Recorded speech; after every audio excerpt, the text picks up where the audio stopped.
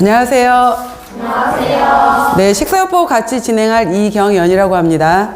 자, 영양학 때 한번 제가 인사드렸었습니다. 그래서 그 식사요법 같은 경우에도 전체적으로 이제 문제 경향이 어떠한지, 어떤 식으로 나오는지 설명해드리고 이제 1교시 수업부터 들어가도록 할게요.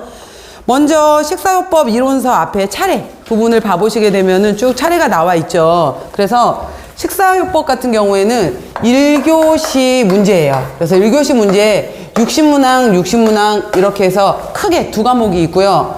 그 다음 2교시 문제에 있어서 40문항, 60문항 이렇게 해서 크게 또 이렇게 문제가 그러니까 과목으로 봤었을 때는 하나, 둘, 셋, 네 개 과목으로 들어가게 돼요. 근데 1교시 여기에 문제에 들어갔던 것이 영양학의 생리학, 생화학이죠. 영양학의 생화학이 들어가는 거였다면은 바로 이제 식사요법은 여기에 들어가는 거예요. 여기에 들어가게 되는 건데 맨 처음에 영양교육 문제가 있을 거고요. 그다음 판정 문제가 일부 있을 수 있고 그 다음에 이제 식사요법이 들어가게 돼요. 그리고 식사요법이 들어가게 되고 다음에 생리학 부분이 들어가게 되는 건데 이 생리학 같은 경우에도 여러분들 수업 진행하셨으면 아시겠지만은 맨 처음에는 20문항씩 해갖고 단독 과목으로 빠져나왔었잖아요. 생화학도 20문항짜리 단독 과목, 생리학도 20문항짜리, 그러니까 300문제였었을 때는 생화학 20문제, 생리학 20문제, 영양교육이었구나. 영양교육 20문제. 이런 식으로 해서 문제가 따로 빠져나왔던 것이 혼합이 된 거예요. 그러면서 생리학 같은 경우에도 식사요법하고 관련된 생리학으로 나와요. 그래서 영양 판정의 경우에도 식사요법과 관련된 식사요법, 영양교육 판정으로 나와요. 그러다 보니까 여기 문제가 대략 10문제 정도가 나오게 되고요. 그 다음 생리학 쪽에서 대략 한 5, 6문제 정도가 나왔었고, 그 다음 판정을 비롯해서 이렇게 식사요법으로 같이 연결이 되면서 여기에서 45문제 내외가 나왔었어요. 그래서 비중이 크죠. 식사요법 같은 경우에도. 그래서 전체적으로 비중이 크다라는 것을 알 수가 있어요. 그러면은 앞에 이론서를 봐보시게 되면은 차례 부분을 한번 봐보세요. 그렇게 되면은 1장 부분에서 대략 5, 6문제, 오늘 배우실 내용에서 전체 문제 중에서 5, 6문제가 나오는 거예요. 그 다음 2장 위장관, 3장 간 담독에, 4장 체중, 그 다음 여기까지가 대략 4문제 정도씩 나와요.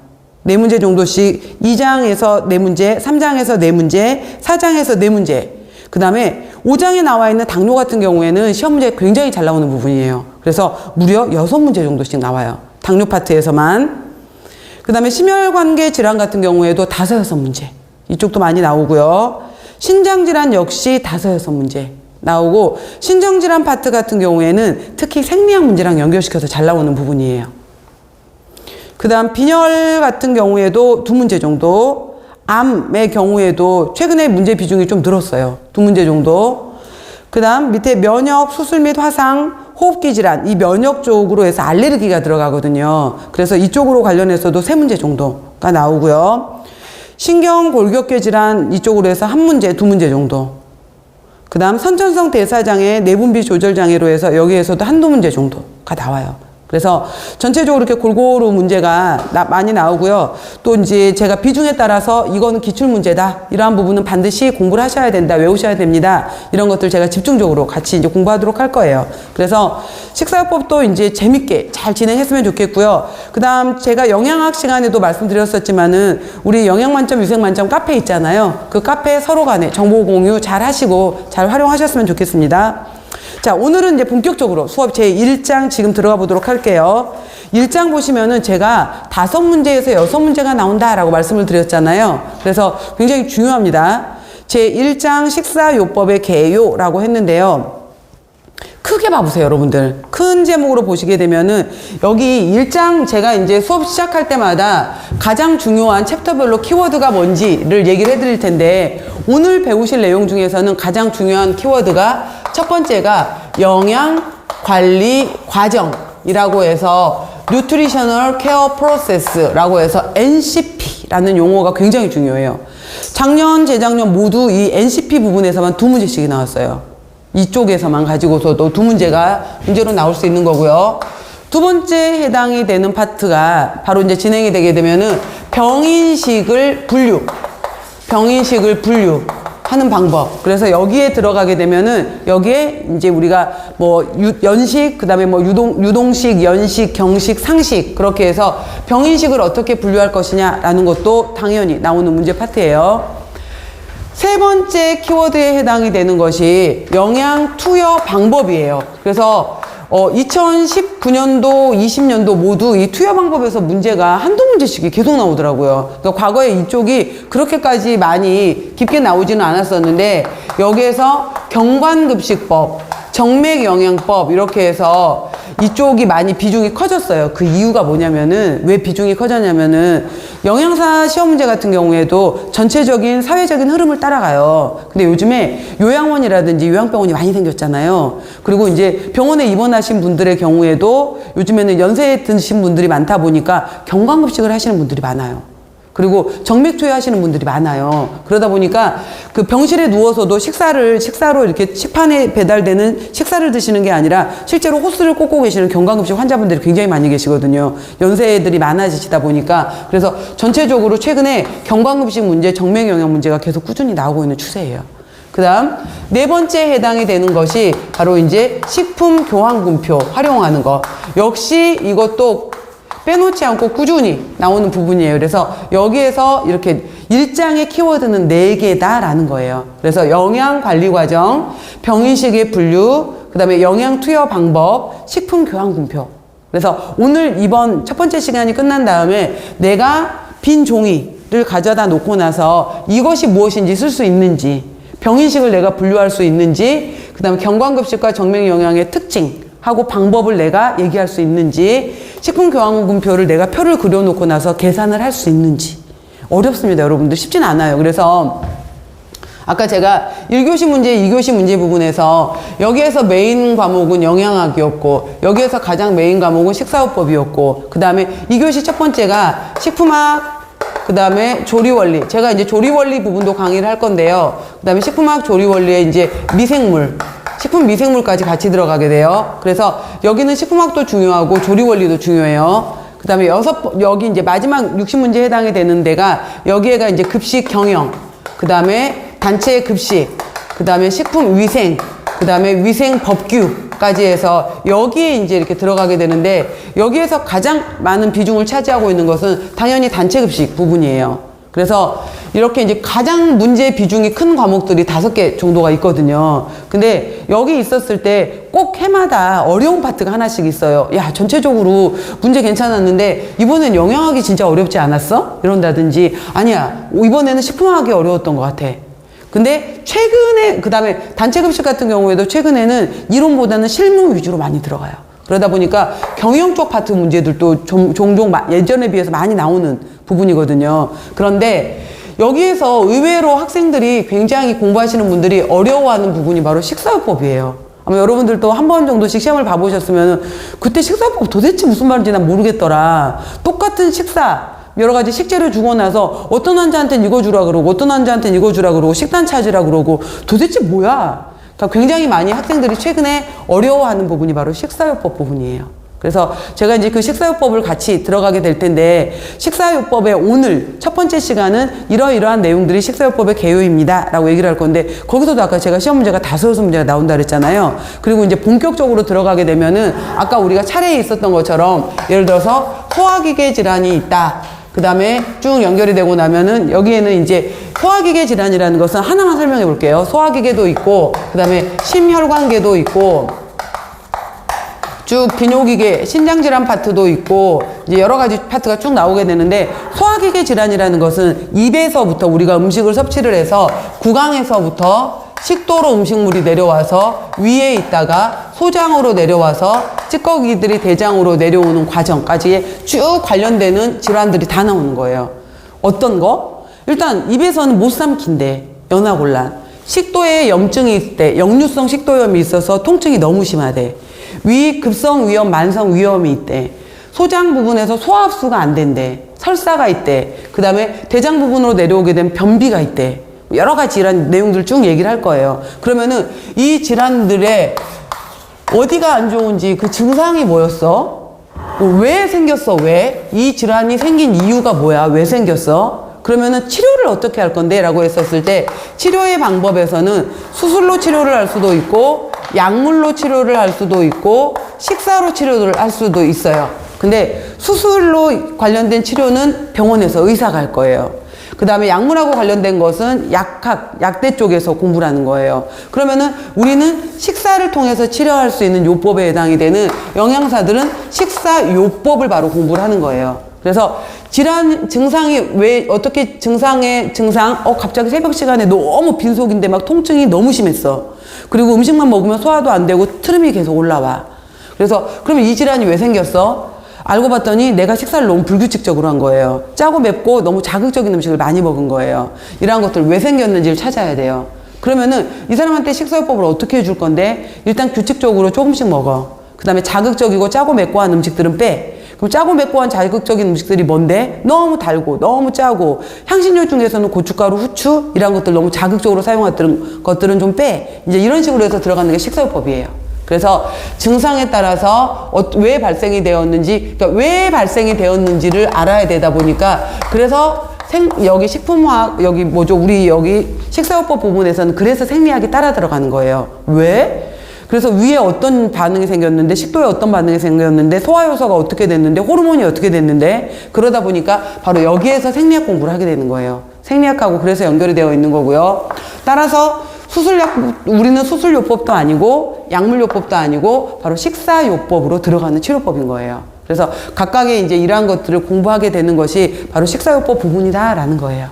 그래서 재밌게 같이 잘 했으면 좋겠어요, 여러분들. 자, 보시면은 첫 번째 식사요법의 개요라고 나왔는데 첫 번째 일단은 식사요법은 의사의 진단이에요. 영양사가 마음대로 할 수 없어요. 의사의 진단 체크 한번 해보세요. 진단에 따라서 영양 원리를 기본으로 해서 질병의 종류가 무엇인지, 현재 이 사람의 건강 상태가 어느 정도인지, 그래서 영양, 식사의 실천으로, 자, 밑줄 하세요. 식사요법의 목적은 여기서 나와 있는 크게 4가지예요. 영양 상태를 증진하고자 하는 거고요. 이거를 통해서 질병을 치료하고자 하는 거고요. 이거를 통해서 합병증을 예방하고자 하는 거고요. 바로 또 마지막으로 질병의 재발을 방지하고자 하는 것이다 라고 해서 식사요법의 목적에 해당이 돼요. 이것들이 바로 영양 상태를 증진하고 질병을 치료하고 합병증을 예방하고 질병의 재발을 방지하고자 한다라는 것이 식사요법의 목적이 됩니다. 자, 첫 번째 키워드가 제가 영양 관리 과정이라고 했잖아요. 이거를 뉴트리셔널 케어 프로세스라고 했는데, 갔더니 병원마다 다 틀려 라고 할 수 있잖아요. 이거를 좀 체계적으로 시스템화 시켜보자 라고 해서 만들어 놓은 것이 먼저 우리나라는 어쩔 수 없이 미국에서 많이 배워와요. 그래서 미국에서 먼저 시작됐던 제도예요. 이 제도가. 그래서 영양 관리, 뉴트리션 케어 과정이다 라고 했죠. 그래서 실무 영양사가 환자에게 전문적인 영양관리를 제공하기 위해서 체계적인 업무 수행 절차의 모델을 개발한 거예요. 미국에서 먼저. 그래서 이거를 어느 병원을 가더라도 이 체계를 시스템을 기본으로 해서 해보자. 그래서 임상 영양관리와 관련된 업무의 전 과정을 표준화해서 임상 영양과 영양관리 영역을 체계적으로 연결시켰다라고 했고요. 자, 작년 시험 문제가 뭐였었냐면은 영양관리 과정이 옳게 연결된 것은 이었어요. 순서가. 그러니까 간단한 문제였죠. 그래서 영양관리 과정이 옳게 연결된 것은 그래서 밑에 보시면은 1단계, 2단계, 3단계, 4단계 있잖아요. 이거 순서 찾는 문제. 그러니까 첫 번째 이거 이제 문제로 나왔었거든요. 그래서 NCP는 맨 처음에 오늘 입원한 이 환자가 어디가 문제가 있고 어느 정도 문제가 있는지 일단 판정을 내려야 될 거 아니에요. 판정이 첫 번째예요. 그래서 두 번째, 이 사람이 그래서 위에 문제가 있다는 거야. 심장에 문제가 있다는 거야. 신장에 문제가 있다는 거야. 왜 생겼다는지 그걸 진단을 내려야 돼요. 진단.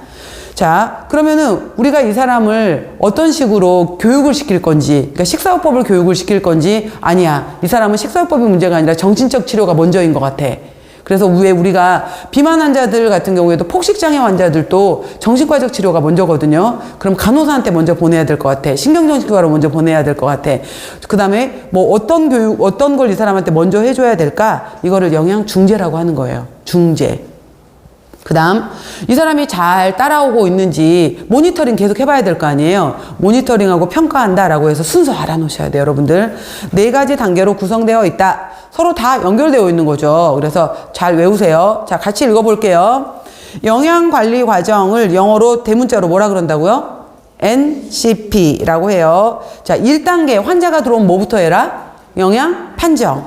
2단계 이 환자를 어떻게 해라? 영양 진단해라. 3단계 영양 중재. 4단계 어떻게 해라? 영양 모니터링하고 평가해라. 그래서 안 되면 다시 처음으로 돌아가야 돼요. 피드백. 이런 식으로 4가지 순서. 자, 하나하나씩 들어가 볼게요. 영양 판정은 뭐냐? 라고 하게 되면은 첫 단계로 영양과 관련된 문제. 그래서 여러분들 왜 우리가 병원에 가게 되면 문진표 작성하잖아요. 그러면은 과거에 어떤 병력을 앓으셨습니까? 현재 어떤 약을 먹고 있습니까? 집안의 직계가족 중에 어떤 질환을 갖고 계십니까? 뭐 음주는 얼마나 하세요? 흡연은 하십니까? 운동은 얼마나 하세요? 물어보잖아요. 그게 바로 판정하는 거예요. 자, 넘겨보세요. 넘겨보시면은 바로 이거예요. 영양 판정 방법에 해당이 되는 것이 크게 5가지로 나와 있어요. 그래서 맨 오른쪽 거부터 보시면은 식사조사. 최근에 어떤 식사 하셨어요? 어떤 음식 좋아하세요? 이렇게 물어보는 거 있잖아요. 어제 아침부터 저녁까지 어떤 거 드셨나요? 이렇게 물어보는 것들. 식사조사라고 해요. 그 다음에 밑에 과거 시계 방향으로 내려와 볼게요. 환자, 과거에 어떤 질환을 앓은 적이 있나요? 수술한 적이 있나요? 뭐 이렇게 물어보잖아요. 그런 것들, 과거력이라고 하는 거고요. 그 다음에 환자의 키, 몸무게, 그 다음에 최근에 몸무게의 변화가 어땠나요? 신체 계측, 현재 비만인지 부종인지 아니면 여러 가지 것들 체크해 보는 것들, 신체 계측, 생화학 검사, 소변 검사하겠어요. 그 다음에 뭐 혈액 검사, 그러니까 혈액 검사하겠어요. 엑스레이 찍어볼게요. MRI 찍어볼게요. 뭐 이런 것들 있잖아요. 생화학 검사. 그 다음에 클리니컬 검사라고 해서 임상조사. 저 봐보세요 라고 하면서 그 환자의 눈동자 보는 방법 있잖아요. 그래서 눈 밑에를 본다든지 혀 내밀어 보세요 라고 했었을 때, 지금 여러분들 다 마스크를 끼고 계셔서 그러는데 혀를 내밀었었을 때 혀가 불투명한 게 정상인 거 맞아요. 근데 혀가 매끈매끈하면서 빨갛다. 이거 문제가 있는 거예요. 그래서 특히 이제 노인으로 가게 될수록 미각을 잘 못 느끼게 돼요. 그러한 것들 중에 하나가 혀에 이상이 있게 되는 건데 아연 부족하고도 관련이 있거든요. 혀가 불투명하고 거친 게 맞는데 혀가 맨질맨질해졌다라고 하게 되면은 이것도 이제 입안에 여러 가지 병이 있다는 걸 나타내는 증표가 되거든요. 그래서 혀를 본다든지 눈을 본다든지, 그 다음에 왜 우리 부종 같은 경우 있잖아요. 쿡 찔러봤는데 바로 피부가 튕겨져 나와야 되는데 쿡 찔렀는데 안으로 들어가서 안 나와. 그 다음에 머리카락을 염색한 게 아닌데 최근에 머리카락이 너무 많이 색깔이 변하고 머리카락이 계속 많이 빠졌어. 이런 것들을 눈으로 환자가 체크해 볼 수 있는, 의사가 체크해 볼 수 있는 것들 있잖아요. 이걸 임상조사라고 하는 거예요. 이렇게 이제 여러 가지 방법으로 봐요. 보시면 첫 번째, 환자의 사회력, 병력 이런 것들을 보는 거예요. 과거에 어떤 질환이 있었나요? 수술했나요? 약물은 어떤 거 드시고 있나요? 그 다음에 뭐 이러한 것들, 배변 습관, 변비 없으신지 이런 거 물어보는 것들. 그 다음에 이거에 따라서 뭐 교육 수준, 직업, 종교, 수입 정도, 주거 이런 것들도 쭉 관련이 있어요. 그 다음에 건강, 영양과 건강에 대한 인식이라든지 태도 이런 것들이 사회력, 병력하고도 관련이 돼요. 그 다음 두 번째 보시면 신체 계측인데 신장, 체중, 그 다음에 상완둘레. 여러분 상완둘레가 어디예요? 상완둘레가 어딜 것 같아요? 상완둘레는 어디냐면은 어깨에서부터 팔꿈치까지 해서 여기에서 우리가 이렇게 알통 앞으로 내미는 걸 이두근이라고 하거든요. 이렇게 뒤로 돌리는 걸 삼두근이라고 해요. 그랬을 때 어깨에서부터 팔꿈치 사이에 여기를 찝어보는 거예요. 그래서 근데 그러면은 우리가 몸에 해당이 되는 것이 가운데 뼈를 기준으로 해서 있었을 때 뼈 한가운데 뼈가 있게 되고요. 우리 뼈를 만져보고 팔뚝을 만져보게 되면 가운데 뼈가 있게 되는 거고, 그 바깥쪽으로 근육이 있어요. 그 다음에 그 바깥쪽으로 바로 이제 체지방, 피하지방이 있게 되는 거거든요. 그래서 뼈, 근육, 피하지방인데 바로 팔뚝의 둘레를 통해서 팔뚝을 캘리퍼로 찝어본 적 있을 거예요. 이렇게 찝어봄으로써 이 사람의 피하지방 정도가 어느 정도 되는지, 이 사람의 근육 정도 이런 것들을 체크해 볼 수가 있어요. 팔뚝 정도로 해서 이 팔뚝에 해당이 되는 것을 상완위라고 하는 거예요. 이게 우리 몸의 이제 영양 상태를 반영할 수가 있어요. 상완위가. 그 다음에 삼두근 피부 두겹 두께 이렇게 이제 찝어보는 거, 캘리퍼로 피하지방이 얼마나 되는지, 엉덩이 분의 허리 둘레 이런 식으로 숫자할 수 있는 것들 있잖아요. 이러한 것들 우리가 신체 계측이라고 한다라는 거예요. 숫자, 뭐 킬로그램으로 나온다든지 센티미터로 나온다든지 이렇게 잴 수 있는 것들. 생화학 검사는 가장 객관적인 데이터겠죠. 혈액 검사, 소변 검사, 엑스레이, MRI 찍어보면 딱 알잖아. 현재의 체단백, 내장 단백, 면역 기능, 그 다음에 혈액 이런 것들 쭉 비교해 볼 수 있는 것들. 그래서 가장 객관적이다. 밑줄 한번 해놓으세요. 가장 객관적으로 환자의 영양 상태를 나타낼 수 있고 즉각적으로 측정할 수도 있다. 근데 이 사람이 먹고 있는 약물하고 관련이 될 수 있기 때문에 이건 조금 조심해라 라는 내용도 있고요. 약물과 영양소 간의 작용이라든지 환자가 어떤 질환을 앓고 있는지, 그 다음에 체내 수화 정도. 이게 무슨 말이냐면은 하이드레이션이라고 했는데 여러분들 혹시 비압법이라고 해서 전기전도 올라가서 체지방 측정해 본 적 있죠? 체지방 측정기. 그러면 체지방 측정하러 올라갈 때 맨손으로 손잡이 잡아야 되고 맨발로 발판에 디뎌야 되잖아요. 잡아본 적 있죠? 체지방 측정. 그러면은 쭉 이제 지나가면서 뭐 왼쪽 허벅지는 오른쪽 허벅지는 복부는 왼쪽 이렇게 이제 지방 함량 쭉 나오잖아요. 근데 이 사람이 그 전에 화장실을 갔다 왔다든지 그 전에 사우나를 갔다 왔다든지 이렇게 된다든지 이 사람이 갑자기 이거 측정하기 전에 물을 1리터를 마셨다든지 이렇게 되면은 이게 값이 좀 달라질 수 있어요. 같은 사람인데도. 물을 너무 많이 땀을 흘려버렸는지 배출을 해버렸는지 뭐 그런 얘기들이에요. 중요한 건 아니고요. 스트레스 이런 거에도 영향을 받을 수 있다라는 것도 있고요. 네 번째, 식사 섭취 조사 보시게 되면은 환자한테 물어보는 거예요. 이거는 환자한테 물어봐야 돼요. 세 번째 보시면은 24시간 회상법 같은 경우에는 어제 아침에서부터 저녁까지 뭐 드셨는지, 왜 우리 기록해 오라고 하는 거 있잖아요. 그런 것들을 24시간 전날 걸 물어보는 거예요. 근데 이것도 있어요, 여러분들. 그릇으로 쓸만한 게 없는데, 예를 들어서 이걸 24시간 회상법 나중에 여러분들 영양 판정 교육 시간에 배우시겠지만은 우리 집 밥그릇은 이만해. 근데 옆집 밥그릇은 이만해. 라고 했는데 밥 한 공기 먹었는데요? 그랬는데 이만큼 밥 한 공기를 먹었는지 이만큼 밥 한 공기를 먹었는지 양이 완전 다르잖아요. 그릇 사이즈에 따라서. 그렇기 때문에 이러한 24시간 회상법이라든지 환자한테 어떤 걸 물어볼 때는 표준화된 우리 그릇들 있잖아요. 그 그릇을 가지고 와서 밥그릇의 크기가 이만했나요? 이거 기준으로 얼마나 드셨어요? 그 다음에 한 접시 먹었다라고 하게 되면 그 한 접시가 이만큼이었나요? 이만큼의, 그래서 왜 우리 식품 모형도 있잖아요. 그런 것들을 가지고 가서 생선 한 토막 먹었는데요. 그러는데 어떤 사람은 50g이 생선 한 토막일 수도 있고 어떤 사람은 100g이 생선 한 토막일 수도 있잖아요. 그래서 이제 그 표준화된 그런 모형도를 갖고 가서 물어봐야 되는 거예요. 이거 기준으로 얼마나 드셨어요? 그래야지 객관화 시킬 수 있어요. 나중에 이러한 내용들도 그냥 오늘은 설명만 일단 들어보세요. 그래서 24시간 회상법은 전날 거를 물어보는 거구나. 그 다음에 식품 섭취량 조사, 그 다음에 식품 섭취 빈도 조사는 뭐냐면은 왜 그런 거 있잖아요. 여러분들 한 달에 일주일에 음주 횟수가 얼마나 되세요? 그 다음에 고기를 몇 번이나 드세요? 생선을 몇 번이나 드세요? 어떤 음식을 더 좋아하세요? 이렇게 물어보는 것들 있잖아요. 몇 번이나 드세요? 일주일에, 한 달에. 이렇게 물어보는 것들을 식품 섭취 빈도 조사라고 해요. 그 다음에 식사 일기를 써오게 한다든지 실제 계산을 하든지 그래서 이런 것들이고요. 밑에 보시면은 그냥 쭉 읽으시면 돼요. 이거는 음주, 그 다음에 어르신들 같은 경우에는 식사 섭취 조사할 때 치아 진짜 중요해요. 그래서 어른들 같은 경우에 요즘은 이제 우리가 임플란트가 워낙 발달이 돼서 그냥 이 치아를 심잖아요. 심는데 과거에 임플란트가 발달되지 않았을 때는 다 이빨을 뽑고 다 틀니를 했잖아요. 근데 저도 몰랐는데 틀니 같은 경우에 특히 윗니 같은 경우에는 이렇게 입을 거는 과정에서 위에 해당이 되는 틀니가 단단한 금속 물질이 입천장을 덮어버려요. 얼마나 답답하겠어요. 여러분 생각해봐. 치아만 끼우는 것이 아니라 이렇게 동그랗게 된 막이 이렇게 입천장을 덮어버리는 거예요. 그러니까 그게 항상 입 안에 있다고 생각해보세요. 입천장을 꽉 조이고 있다고. 그래서 맛을 못 느껴요.